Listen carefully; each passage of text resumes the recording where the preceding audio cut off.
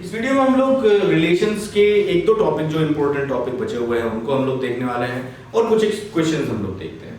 चलिए स्टार्ट करते हैं। ये क्वेश्चन मैंने आप लोगों के सामने लिखा हुआ है, R is a relation on R और जेड, और एक किसी फाइनाइट सेट पे भी दिया जा सकता था और वो कुछ इस तरीके से डिफाइंड है, r is equal to a comma b such that a is lesser than equal to b square. तो सब मैं आपको जो है दोनों अलग अलग करके बताता हूँ। सबसे पहले मैं आपको ऑन इंटीजर दिखा इसको बता देता हूँ कि ऑन इंटीजर आप कैसे लिखेंगे, और हम लोगों को चेक करना है for symmetricity, reflexivity and transitivity. तो वही चीज जो आपको सिखाई है मैंने। सबसे पहले हम लोग चेक करेंगे रिफ्लेक्सिव के लिए। तो रिफ्लेक्सिव के लिए चेक करते समय जो आपको पता है रिफ्लेक्सिव होता कब है कि भाई अगर a बिलोंग कर रहा है r को, हर एक a बिलोंग कर रहा है r को, तो ऐसे रिलेशन को हम लोग बोलते हैं रिफ्लेक्सिव रिलेशन। अच्छा, आप लोगों को पता है इस रिलेशन के अंदर में कौन कौन एलिमेंट्स होंगे, कौन ऑर्डर्ड पेयर्स होंगे जो कि इस रिलेशन को सेटिस्फाई कर रहे होंगे। तो हमने देखा कि z के लिए बात कर रहे हैं। आप थोड़ा सा अपना यहाँ पर अपना विवेक थोड़ा सा इस्तेमाल करेंगे कि जितने भी इंटीग्रल वैल्यूज हैं, इंटीजर्स हैं, उन सभी का स्क्वायर खुद से बड़ा ही होता है। चाहे आप कोई भी इंटीग्रल वैल्यू लें, चाहे आप माइनस में ले लें, -4, -5, -6, आप स्क्वायर करेंगे 36 तो उससे लेसर आएगा।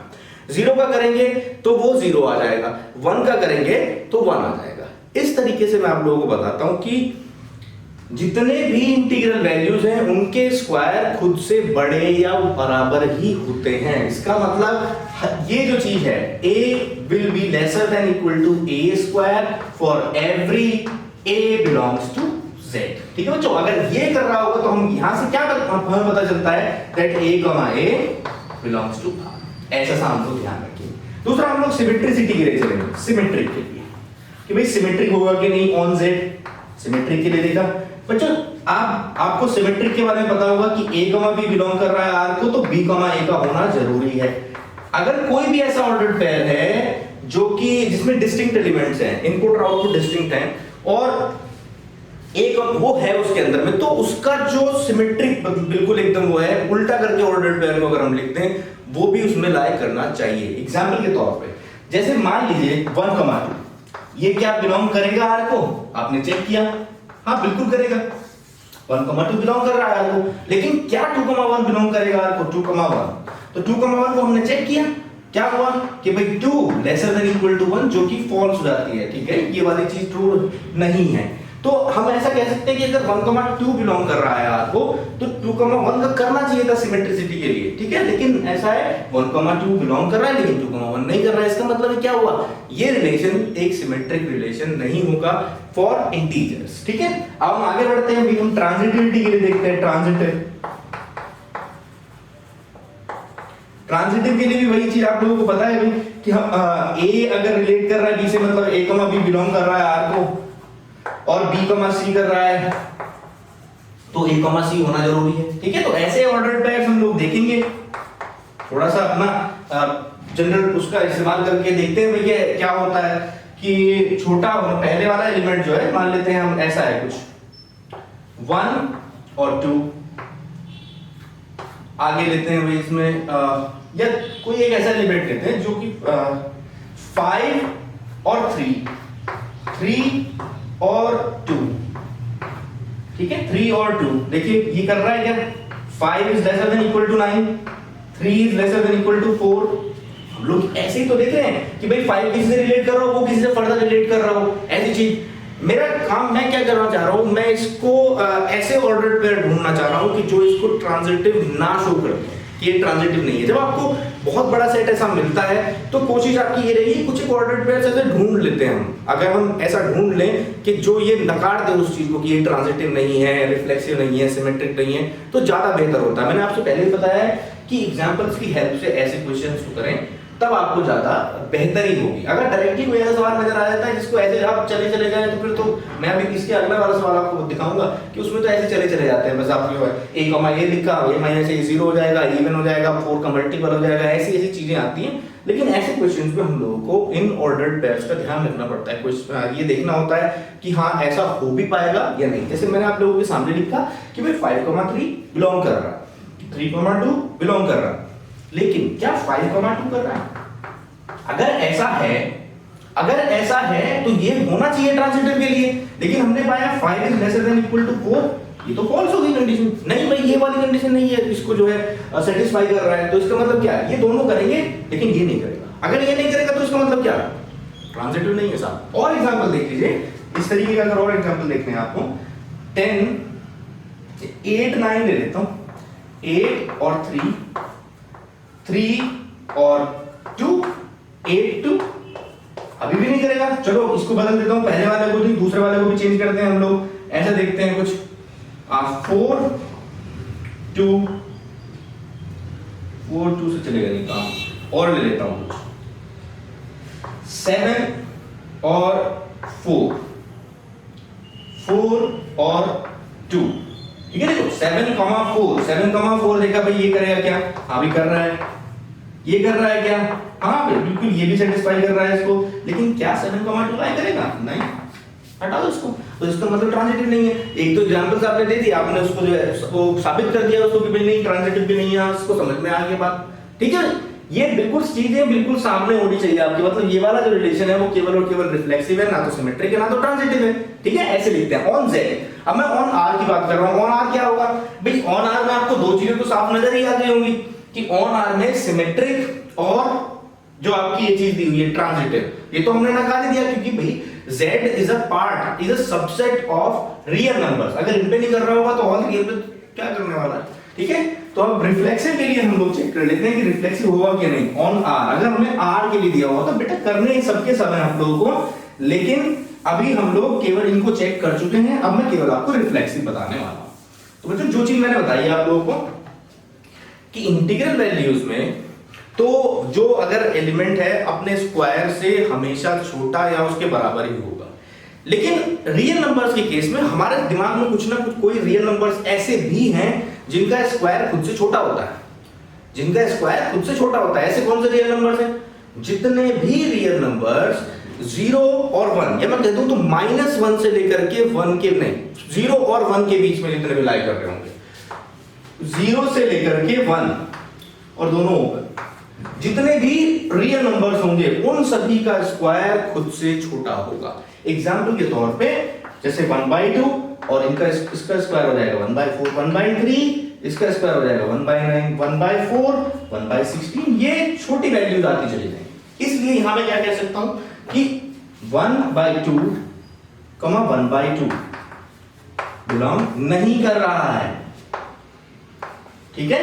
वो क्यों, वो आप बता सकते हो उसको, क्योंकि 1/2 ऐसा समझ में आई बात। इसी तरीके से आप इसको भी लिख सकते हैं 1/3 को 1/3 नहीं करेगा भाई, तो भैया समझ गए होंगे आप लोग कि ये रिफ्लेक्सिव नहीं होगा। ऐसे क्वेश्चंस में बच्चों आप लोग अगर एग्जांपल्स लिख दें तो बहुत अच्छा होगा, ठीक है। चलिए और सिंपल वाले एक क्वेश्चन ऐसा ले लेता हूं जिसमें आपको एग्जांपल की जरूरत नहीं पड़ने वाली है। चलो देखते हैं।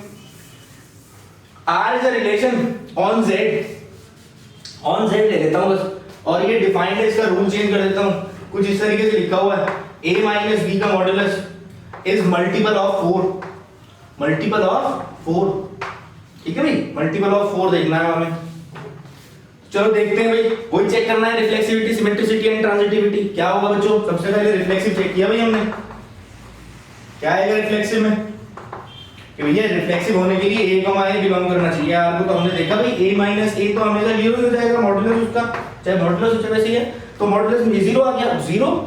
0 तो जितने भी दुनिया में नंबर्स है उन सबका मल्टीपल है अगर ऐसा देखा जाए, क्योंकि अगर मैं 0 से 0 टाइम जो भी नंबर दिया होगा 0 से मल्टीप्लाई कर दे रहे हैं आप, वही का वही वैल्यू आ गया आपका, ठीक है। तो आप इसको लिख सकते हैं ना ऐसे, लो कोई परेशानी नहीं है, इंटीग्रल वैल्यू से मल्टीप्लाई किया है। तो मैं क्या कह रहा हूं कि हाँ भाई ये वाली चीज ना मल्टीपल ऑफ 4 है, और मल्टीपल ऑफ 4 है तो हम क्या कहेंगे, this implies that a, a belongs to R। समझ में आई बात। इसी तरीके से हम लोग क्या चेक करेंगे, सिमेट्रिसिटी, सिमेट्रिक। चलो सिमेट्रिक को देखते हैं भाई, क्या सिमेट्रिक में क्या बोला, अगर a, b बिलोंग कर रहा होगा तो b, a जरूर होना चाहिए। तो चलो मान लेते हैं भाई a, b कर रहा है, a, b कर रहा है, a, b क्या, अगर a, b कर रहा होगा तो इसका मतलब क्या है कि a minus b modulus will be equal to 4 times m, और m यहां पर इंटीग्रल वैल्यू है, कोई इंटीजर, ठीक है। ऐसा तो हम लोगों के सामने दे दिया। अच्छा हम लोग जानते हैं ये बात कि x मॉडुलस x और मॉडुलस माइनस x, इस क्वेश्चन शायद मैंने करा दिया है, इवन के लिए कराया था, मॉडुलस x और मॉडुलस माइनस x दोनों बराबर होती है, तो इसको हम लोग क्या लिख सकते हैं, मॉडुलस b माइनस a, और ये क्या आ जाएगा बच्चों, ये तो चेंज नहीं हुआ ना, इसी में तो चेंज किया हमने, कहा मॉडुलस x को मॉडुलस माइनस x लिख सकता हूं मैं, ठीक है। तो क्या आ जाएगा b माइनस a, भी यही चीज आ जाएगी। इसका मतलब क्या है कि भैया दोनों का डिफरेंस का मॉडुलस b माइनस a का मॉडुलस भी 4 का मल्टीपल है। This implies that b a belongs to r। Simple, बिल्कुल एकदम कोई परेशानी नहीं है आपको, बिल्कुल एकदम ऐसे चले जाना है, ठीक है। आगे चलते हैं, ट्रांजिटिव के लिए चेक करते हैं, ट्रांजिटिव के लिए ऐसा आ रहा है क्या, ट्रांजिटिव के लिए कैसे बनकर के आ रहा है, तो भाई हमें पता है कि अगर a रिलेट कर रहा है b को, b कर रहा है c को, यानी a b बिलोंग कर रहा है और b c बिलोंग कर रहा है, तो हम लोग a c जरूर होना चाहिए, हम लोग ये चेक करेंगे, ठीक है। तो अगर a b कर रहा होगा तो बच्चों कुछ ऐसा होना चाहिए, a माइनस b का मॉडुलस बराबर मैं ले लेता हूं 4m, और b माइनस c का मॉडुलस बराबर 4m, 4 के मल्टीपल से लेने हैं हमने, जहां m और n एक जो दो हैं इंटीजर्स हैं, ठीक है। अच्छा, इस चीज को बेटा मॉडिफाई करके मैं क्या लिख सकता हूं, मॉडुलस, आप जानते हैं ना कि भाई अगर आपके सामने ये लिखा हुआ है modulus x is equal to 1, तो x की वैल्यू दो हो सकती है, आइदर प्लस 1 और माइनस 1। इसी तरीके से अगर a माइनस b का मॉडुलस लिखा हुआ है 4m, तो a माइनस b की वैल्यू दो हो सकती है, या तो प्लस 4m या तो माइनस 4m, ठीक है। तो ऐसे लिख लिया। इसी तरीके से हमने क्या किया, प्लस माइनस 4m, इसको मार्क कर लिया बच्चों हमने फर्स्ट, और इस वाले को ऐसे b minus c plus minus 4n, तो इसको सेकंड मार्क कर दिया। और अगर मैं दोनों को ऐड कर देता हूं तो क्या मिलता है बच्चों, a माइनस b से b कैंसिल हो जाएगा, a माइनस प्लस माइनस बाहर निकल देता हूं, 4 बाहर आएगा m प्लस n, ऐसे आप लोगों के सामने आ रही बात, ठीक है। अच्छा, इस चीज को आप कैसे, जब मैं उसको ऐसे लिख सकता हूं तो इसको भी ऐसे लिख सकता हूं, modulus a minus c is equal to 4m plus n। इससे क्या साबित हुआ कि a c भी बिलोंग कर रहा है r को। क्यों? क्योंकि ये भी तो 4 का मल्टीपल आया ना भाई। सीधी सीधी बात, हम लोगों को तो ये देखना, जो भी ऐसा आ रहा होगा कि अगर हम इनपुट में से आउटपुट माइनस कर रहे हैं और वो 4 का मल्टीपल आ रहा है, तो वो बिलोंग कर रहा है, ठीक है। इस तरीके से ये सारे क्वेश्चंस आप लोगों को करने हैं, ये इंपॉर्टेंट क्वेश्चंस हैं। 2-3 वीडियो में एक दो क्वेश्चंस लेकर के मैंने आप लोगों को समझाया है। अब मैं 2-3 चीजें, जो एक दो चीजें बची हुई हैं, उनको मैं आप लोगों को बता देता हूं। जैसे एक टॉपिक बचा हुआ है equivalence class, equivalence class.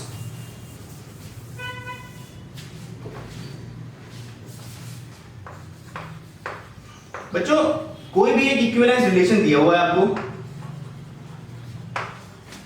R, और आपसे पूछा है equivalence class of any element R on A पे दिया हुआ है, और इक्विवेलेंस क्लास ऑफ X पूछी है उसने, तो हम लोगों को से एक्चुअल में वो उन एलिमेंट्स को पूछना चाह रहा है जिनसे X रिलेट कर रहा है, जिनसे X रिलेट कर रहा है। एग्जांपल के तौर पे सपोज कीजिए एक इक्विवेलेंस रिलेशन R ऑन 1, 2, 3 ऐसा सा लिखा हुआ है, ये लिखा हुआ है बच्चों 1, 1, 2, 2, 3, 3, 1, 2 और 2, 1 ऐसे सा लिखा हुआ है यार, R1 कह लेता हूं। तो अगर इससे आपसे पूछा इस क्वेश्चन में कि इक्विवेलेंस क्लास ऑफ 1 क्या होगी, तो सबसे पहले आप लोग इस तरीके से लिखेंगे इक्विवेलेंस क्लास को, ऐसा से लिखेंगे इक्विवेलेंस क्लास ऑफ 1, ये चीज बता रहा है इक्विवेलेंस क्लास ऑफ 1। और पूछ क्या रहा है कि x किन किन उससे नंबर्स से रिलेट कर रहा है, किन किन एलिमेंट से रिलेट कर रहा है, तो क्या है वो 1 1 से कर रहा है और 2 से कर रहा है, तो इक्विवेलेंस क्लास क्या हो गई 1 और 2, बस ये हो गई। समझ आ रही बात आपको? अगर आपसे 2 पूछता तब भी क्या होता 1 और 2।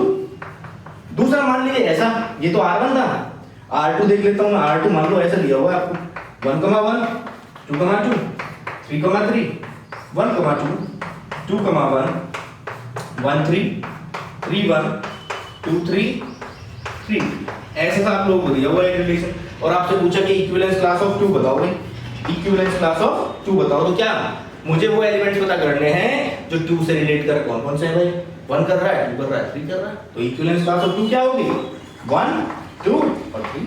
बिल्कुल सिंपल बात है। एक नंबर का सवाल आपसे पूछ लिया जाता है कि भाई कोई भी एक रिलेशन दे दिया जाएगा और पूछेगा वो आपसे कि equivalence class of particular element जो भी होगा उसकी बता दो आप, तो जो रिलेट कर रहा है उससे उसको आप लोग को बता देना है, ठीक है बच्चों, सिंपल बात है एकदम। आगे बढ़ते हैं हम लोग, कुछ एक प्रॉपर्टी बेस्ड भी कभी-कभी वो क्वेश्चन पूछ लेते हैं ऑब्जेक्टिव टाइप में, बोर्ड पॉइंट ऑफ व्यू से तो थोड़ा कम इंपॉर्टेंट है, लेकिन अगर देखिए तो एनडीए में और इसमें एनडीए में ही ज्यादातर इस तरीके का सवाल पूछा जाता है कि आपको 2 रिलेशन दिए हुए हैं बच्चों, R1 और R2, ठीक है, R1 और R2 दो रिलेशन दिए हुए हैं, और अगर R1 और R2 दोनों रिफ्लेक्सिव हैं, तो इनका जो इंटरसेक्शन होगा वो हमेशा रिफ्लेक्सिव ही होगा। जो अगर R1 और R2 दोनों रिफ्लेक्सिव है तो इनका इंटरसेक्शन रिफ्लेक्सिव ही होगा। अच्छा, अगर R1 और R2 सिमेट्रिक हैं, तो बच्चों इनका इंटरसेक्शन भी और इनका यूनियन भी दोनों ही सिमेट्रिक होंगे। इसी तरीके से तीन हो जाएंगे ना, ये सिमेट्रिक और ये भी सिमेट्रिक, इंटरसेक्शन और यूनियन। अच्छा, अगर R1 ट्रांजिटिव है और R2 भी ट्रांजिटिव है, तो इनका इंटरसेक्शन भी ट्रांजिटिव होगा। R1 इंटरसेक्शन R2 ट्रांजिटिव होगा। ऐसी बहुत सारी प्रॉपर्टीज हम लोग बना सकते हैं अपने उससे देख करके, लेकिन इनको जरूर याद रखिएगा। बाकी को याद रखें ना रखें, इनको जरूर याद रखिएगा। ठीक है बच्चों, इस तरीके से ये इंपॉर्टेंट टॉपिक्स थे। आपका जो टॉपिक चल रहा था रिलेशंस, उसमें एक दो सवाल में आपको डोमेन का, अच्छा एक और टॉपिक बच जाता है बच्चों आपका, inverse of relation. Inverse of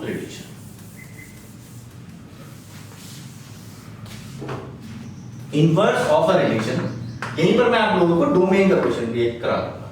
inverse of a relation बच्चों देखिए, जैसा मैं पहले भी बता चुका हूं आपको, R एक रिलेशन है फ्रॉम A टू B। अगर आप लोगों के सामने ऐसा लिखा हुआ है तो ये जो चीज है ये इसका इनपुट सेट, और ये जो चीज है ये आउटपुट सेट है। ठीक है, ऐसे सब कोई भी ले लिया, मान लीजिए A B C D E F ऐसा तो दे दिया आप लोगों को। A D से कर रहा है, B E से रिलेट कर रहा है, और C और F ऐसे ही हैं। ठीक है, तो मैंने आप लोगों को ये भी बताया होगा कि डोमेन क्या होता है, कि इनपुट सेट के वो एलिमेंट जिन पर आउटपुट डिफाइंड होता है, और रेंज क्या होता है, आउटपुट सेट के वो एलिमेंट्स जिनकी एक प्री इमेज है पीछे। ठीक है, इनपुट सेट के अंदर में। तो यहां से हम लोगों ने एक चीज बिल्कुल क्लैरिफाई करें कि अगर कोई भी रिलेशन R आपको फ्रॉम A टू B दिया हुआ है, तो इनपुट सेट A है और आउटपुट सेट B है, मतलब, और डिफाइंड रूल जो है वो कुछ ऐसा है, A, B such that A is related to B and A belongs to capital A and B belongs to capital B। आप लोग समझ गए होंगे कि जो पहला एलिमेंट है वो क्या है, इनपुट सेट का एलिमेंट है, और जो बाद वाला है वो आउटपुट सेट का एलिमेंट है। ठीक है, सिंपल बात रही, बिल्कुल एकदम कोई परेशानी नहीं है हम लोगों को इसमें। अच्छा, डोमेन इनपुट सेट के एलिमेंट्स होंगे जो कि आउटपुट से रिलेट कर रहे होंगे, तो डोमेन जितने भी ऑर्डर्ड पेयर्स आएंगे उसमें आपको पता ही चल जाएगा कि इनपुट सेट के कौन कौन से एलिमेंट्स रिलेट कर रहे होंगे। जैसे सपोज करो आप लोगों के सामने बच्चों ऐसा दे दिया 1 2 1 3, और आपसे पूछा बताओ डोमेन क्या है, तो आप लोग क्या करेंगे, इनपुट सेट के वो एलिमेंट्स देखें जिन पर आउटपुट डिफाइंड है, वो तो मुझे एक ही नजर आ रहा है, क्या 1। समझ में आई बात? अब मेरे से पूछा कि रेंज क्या है, तो मैं देखूंगा आउटपुट सेट के वो कौन से एलिमेंट्स हैं जिनकी प्री इमेज है, आउटपुट सेट के कौन कौन से एलिमेंट्स हैं जो रिलेट कर रहे हैं उससे, भाई 2 और 3 कर रहे हैं, तो रेंज क्या हो गया 2 3, और ये है डोमेन आपका। ठीक है बच्चों, अगर ऐसा लिखा हुआ है इनपुट सेट और आउटपुट सेट, ऐसा ध्यान रखेंगे बिल्कुल एकदम।